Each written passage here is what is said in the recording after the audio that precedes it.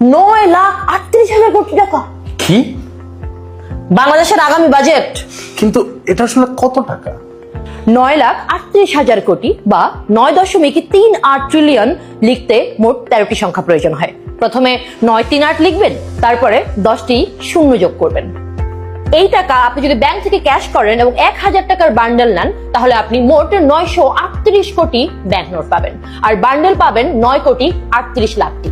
এই সবগুলো বান্ডেলের ওজন দাঁড়াবে 9,380 মেট্রিক টন।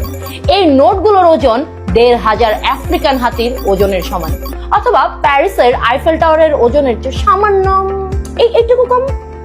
এই নোটগুলোকে একটার পর একটা স্তূপ করে রাখলে তার উচ্চতা হবে 938 কিলোমিটার, এবং সেটা আন্তর্জাতিক মহাকাশ স্টেশনকে 2 বার ছাড়িয়ে যাবে।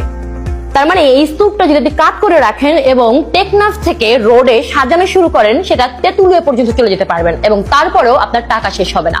অথবা আপনি যদি কাট করে না রাখেন, পাশাপাশি বিছানো শুরু করেন, তাহলে সেটা পৃথিবী থেকে চাঁদে আপনি 4 বার আপ ডাউন করতে পারবেন।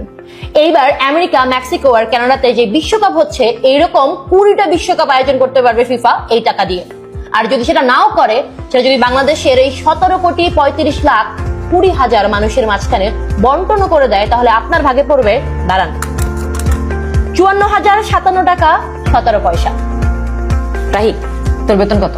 এটা তোমার পার্সোনাল বিষয়। ঠিক আছে, বলতে হবে না। ধরে নিলাম তোর বেতন 50,000 টাকা। বাংলাদেশের এই বাজেটের সমান টাকা আয় করতে তোর লাগবে, দাঁড়া, 1,56,33,000 বছর।